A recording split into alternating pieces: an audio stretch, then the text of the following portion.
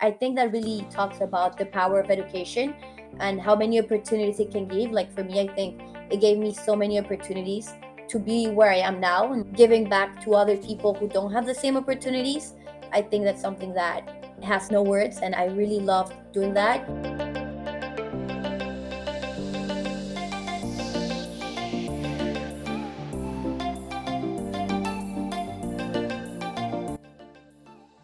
Hello, everyone, and welcome back to Networking with SLS. I'm your host, Cam, and today I'm thrilled to be joined by an incredibly inspiring guest, Anne Pearl. Anne's journey is nothing short of extraordinary, starting at Colegio Nueva Granada, an international school in Colombia, which gave her a truly global perspective from an early age. Since then, she's navigated diverse experiences from studying in the US to embracing new opportunities around the world.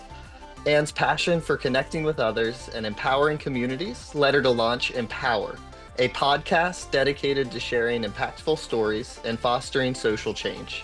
Today, we'll dive into her educational journey, her transition from international schooling to college in the US, and how these experiences shaped her worldview and career. We'll also hear her invaluable advice for international students striving to make a difference. So let's dive in. Thank you so much for being here, Anne. Hi, everyone. I'm so excited to be here, and thank you for having me today. Of course. And you attended Colegio Nueva Granada in Colombia, which is known for its international environment and high academic standards. Can you tell us a little bit about what it was like growing up and studying there? Of course, I think that it's a very special community. Everyone, like the teachers to the students, they're all very open and open minded. I think that really gave me the skills to become a leader, someone who is not afraid to make her voice heard and learn about many different things. So I think that culture, multi diverse, meeting people from many different parts of the world really shaped my perspective. Then going to study in the US and going to school in Boston, that really helped me shape as a leader and entrepreneur. Absolutely. And just to dive a little deeper into what you mentioned about meeting people from all over the world, was your experience at your school in Colombia very diverse? Did you have a lot of nationalities represented? Yes, for sure. I think that I knew like other people who studied in Colombia, but in my school, it was a school where there were more people from all over the world. A lot of students that came from the embassy, and it was great to just meet people that came from across the country and being able to speak with them, learn from there. And not only the students, but the professors and the teachers. They were also from many other different parts of the world, so you got to learn a lot from the culture as well. That's wonderful. And the curriculum, was it all in Spanish, or did you also take your core subjects in other languages? So it was mostly in English, and I think that's one of things that I mostly love about that school. It's the English that I had. Like going to high school in Miami, I would have never been able to do something like that without the English I received at CNG. I think the level is superior. We saw all the classes in English. We did see some like social studies in Spanish and then like just regular Spanish, but most of them were in English. Okay. They didn't make you read Gabriel Garcia Marquez translated into English, though. You got to keep that in the original. Exactly. That one we kept the original. We did read it though. Of course. And so you did just answer this a little bit, but looking back, how did your time there maybe prepare you for the next steps other than the English? Yes, so I think apart from that, it's just the kind of way of thinking. I think it's a school where it allows you to be very creative, be a leader. There, I was able to be someone who builds relationships with other people, and I think it's centered on the community. So that really helped me become empowered and become a leader, become someone who loves working within communities, helping other people. And I think my desire for service, for social entrepreneurship really started there and then kept on growing as I moved to the US and then went to college there as well. That's amazing to hear. So we'll get a lot more into that when Yeah. we get maybe into Empower, but that's very cool to see that it started all the way back at your high school days. And then after, so just kind of looking at the LinkedIn, it looks like you actually had two high school experiences. You also went to attend Immaculata LaSalle High School, is that correct? Correct. Yeah. Then I moved to Miami and I do my last 2 years of high school in Miami. Okay. And so was that like a family move or just you moving for international high school? It was with I'm a triplet actually, so it was me and my triplet siblings and my mom. Okay, very cool. And then, so was that hard to transition, or since you were already in an English curriculum?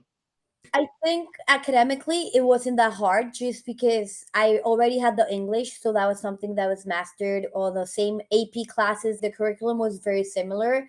I do think it was more kind of like a cultural shock, like being in a school all your life and then moving to a different country. That was a little hard, but definitely something that makes you grow a lot, be out of your comfort zone, learn to know, meet new people. And I think that really shaped who I am today.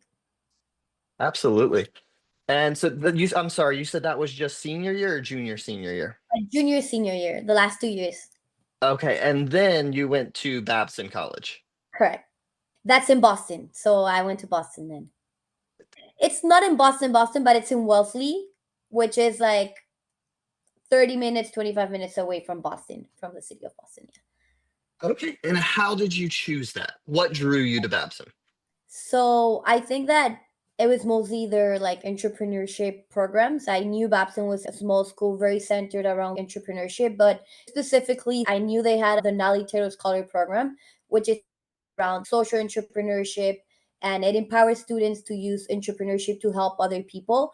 It's a lot of service, giving back, and I had become very involved in like philanthropy. I think that's something that I love. I've always saw myself doing something that made a change and helped other people, and I think that program really caught my attention. So definitely Babson kind of checked all the boxes I was looking for, and looking back, it's been one of the most amazing experiences I've had. I love Babson, and it's really shaped who I am as well. That's absolutely amazing, Anne. Thank you so much. And it's cool to see the philanthropic viewpoint from an early age. I feel like that's something that kind of grows in people later in life. Now, you mentioned a lot of AP classes at both schools that you went to. Did any of those have the entrepreneurial focus? I wouldn't say it exactly like the AP classes. I think my passion for entrepreneurship was just more a personality thing. I think that I always loved like being involved in service, leadership. I was always like someone who was very creative. And I think it all started obviously in CNG, where you're very invited to be creative and like open minded.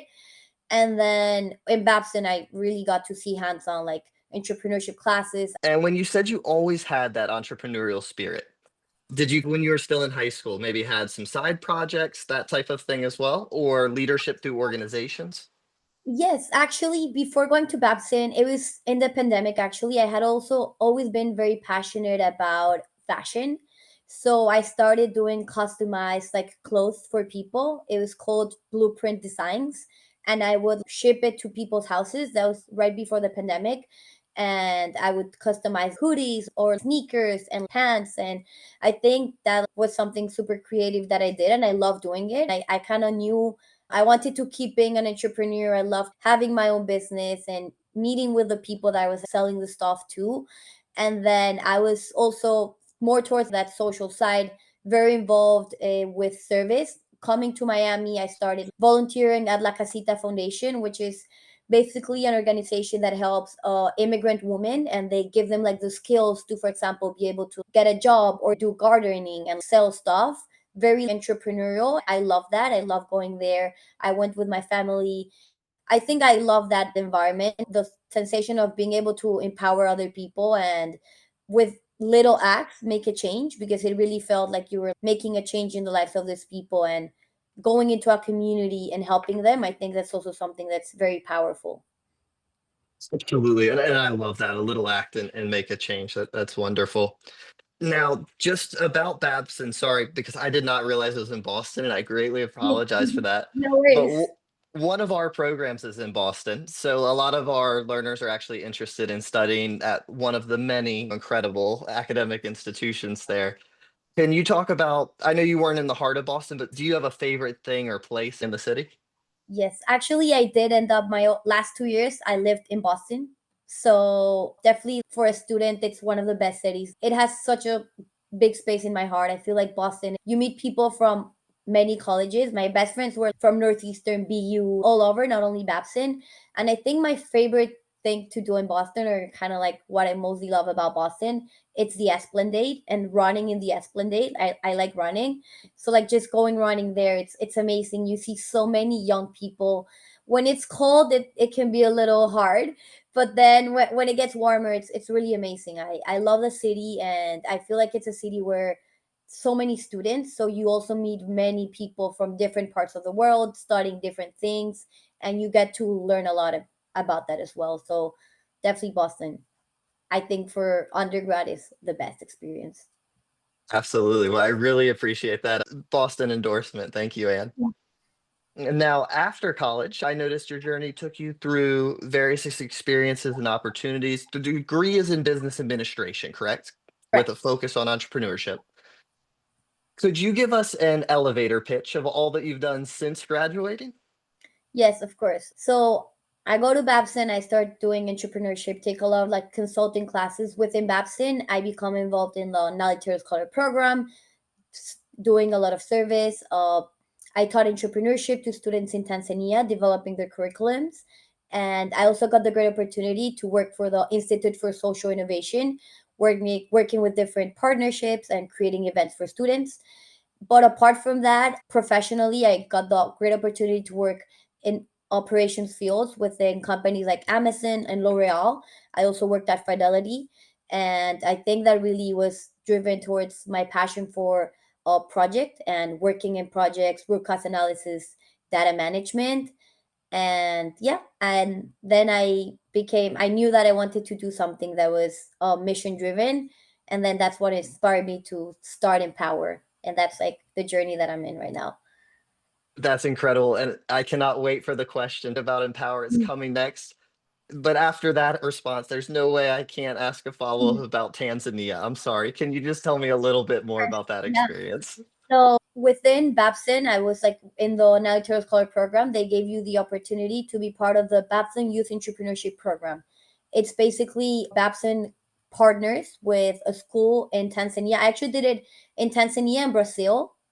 I did it for 2 years, I think, and we teach entrepreneurship to the students. So it depends on the courses we create, but it's like design thinking, storytelling. We also do some finance courses, financial literacy. I really love this experience. I think it was amazing to meet the community. Every day you get to build a relationship with the students. But not only that, you're across the globe giving the opportunity to a student who wants to learn. They were so excited. You would see them asking so many questions. That many of them didn't speak English, and there was a language barrier, specifically in the program in Brazil. But all of them had an eagerness to learn, and I think that really talks about the power of education and how many opportunities it can give. Like for me, I think it gave me so many opportunities to be where I am now and giving back to other people who don't have the same opportunities. I think that's something that has no words, and I really loved doing that. And yeah, that program was amazing. They're still doing it actually. Many times they travel to Tanzania. I didn't have the chance to go, but the group travels to Tanzania and actually goes and meets with the students. So that's also something very amazing about the program. Absolutely. That truly sounds like very impactful work, Anne. Absolutely incredible. Okay, but now for the big one. So you are the founder and host of Empower. So can you tell us what inspired you to start the project? You've touched on that briefly, and what impact you ultimately hope to achieve through it. Of course. So, well, I think my story really starts with being very entrepreneurial. I think since high school, doing the clothes thing, really knowing that I want to have something where I empower people, and always knowing that I want to make an impact on others and have a community. I feel like within Babson, I was part of many communities, and I love that. I love being part of the Night Scholar community. I feel like there's so much power in that and in relationship building, being able to have the power of storytelling. So that's where I started shaping Empower. I really didn't know at the beginning where it was going. I thought it was going to be something around education because that's something I've also always been very passionate about. But I discovered a need, especially for people our age, about mental health, being able to speak about your own story, have kind of like that vulnerability. So I really wanted to create a community where people feel empowered, people feel that they can relate to the stories of other people. And I think that with that, you give back and you can really help other people who might be going towards something that's similar. So that's the first episodes or like kind of chapter is called Resilient Voices.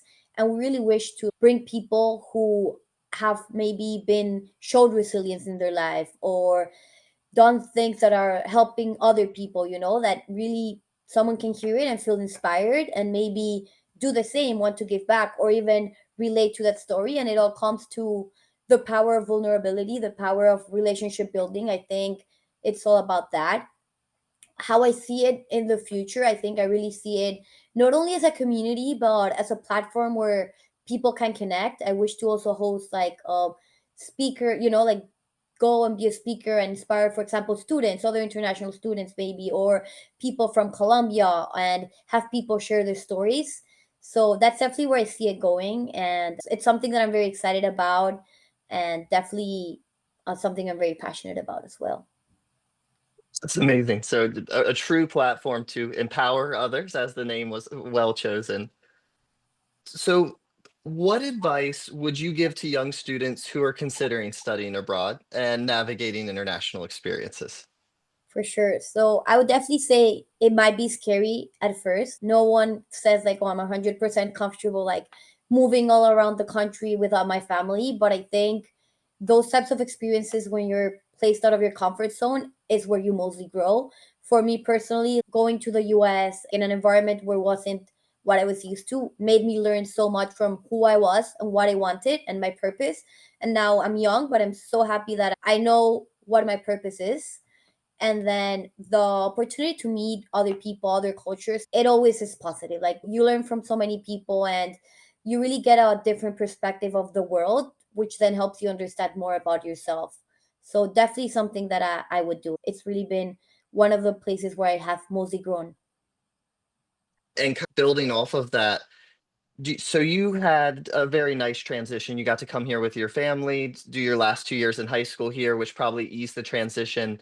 For people that may not get to do that, but would still like to do their university in the United States, do you think a program like SLS Ambassadors, a short-term immersion program that creates that international school environment, but during the summer could be of benefit?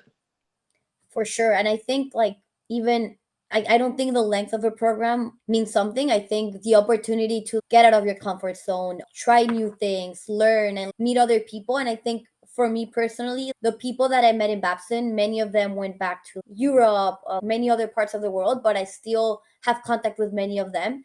So I think the value of that, it's really build those relationships, keep contact with them, and you'll have friends from all over the world. You can be like, I'm going here and I have somewhere to stay. That's something that I give thanks to Babson. So definitely do that experience, even if it's 1 month. It's going to really help you grow, change the way you see the world, and give you friends from all over the world for a lifetime. So I think that's definitely something that I would say. Absolutely amazing. And for the majority of our viewers, we will switch back to English in just 1 second. Pero yo también entiendo el valor de estudiar en el extranjero y yo comencé mi carrera en educación internacional en Colombia, en los colegios en Barranquilla, en la costa. Pero cuando yo llegué allí no hablé ninguna palabra en español. Yo sé que todavía no hablo muy bien, pero en ese momento no hablé ninguna palabra. Y eso fue mi miedo más grande. ¿Cómo voy a vivir en un país donde no puedo comunicar? Entonces, ¿cuál consejo tiene por personas en Colombia o cualquier otro país que quiere estudiar en Estados Unidos, pero su nivel de inglés no está perfecto todavía? Yo creo que el mejor consejo que puedo dar es que así no te sientas tan cómodo con el inglés. Creo que la mejor manera de mejorarlo y decir, en serio lo voy a hablar bien, es tomando esa oportunidad, porque cuando llegas a un sitio donde solo hablan inglés, te obligas a hablar inglés. Entonces creo que es en serio, pues tal vez creo que a ti te pasó eso en Barranquilla y ahora hablas muy bien, pero creo que es eso, como que no tener miedo de estar fuera de tu zona de confort y arriesgarte y saber que también estás con otra gente que puede hablar un poquito de español y te puede ayudar, pero creo que no hacerlo por eso no es una razón, porque en serio es una experiencia increíble y uno crece un montón y aprendes y conoces gente de todas partes. Entonces creo que eso solo mejoraría tu inglés y es una gran experiencia. Absolutely. I love that. Thank you so much, Anne. And so to conclude it, we always like to finish up with some fun ones, I like to say. Not that the whole thing wasn't fun, but we know that you've experienced many different cultures. But when you first moved to the US, what would you say was the one dish you missed from home the most? And let's actually say when you got to Babson, not to the US, because when you first got to the US, you were with family and in Miami. You probably didn't have a shortage of Colombian food. Exactly. But I would definitely say it would be jugo de lulo. ¿Lo has probado? I don't know. I actually don't know that. What is it? But it's like a juice. It's like from lulo. That's a fruit, and it's always been my favorite juice. Like we'd always drink it in Colombia, and it's harder to find it here in Miami. I've tried it, but it's not the same. Like it doesn't even compare. So I would always want my jugo de lulo, and it was very hard to get it. Okay. And what is lulo? That's the word I didn't know. What is that fruit? Lulo is a fruit. Okay. Is it like a citrus fruit? Is it what does it look It's like? kind of like citrus. You would never eat lulo like as an apple, so it's I like Okay. you only have it kind of in juices. Okay. Very cool. Jugo de Lulu. I'll have to look Yeah, that you up. should try it. And for anyone that would like to follow up and view Empower, what would be the best way for them to get connected? I think the best way is through our LinkedIn page, and then there we have our link to our Spotify and our Instagram as well. Perfect. And if it's okay with you, we'll share the link to the LinkedIn in the description for this video. Thank you so much. Of course. Well, thank you so much, Anne, for sharing your incredible journey with us today. Your experiences and insights are truly inspiring, and I know our ambassadors will find great value in your story. But we appreciate your time and wish you continued success in all your future endeavors and with Empower. Thank you. It was a pleasure. Take care.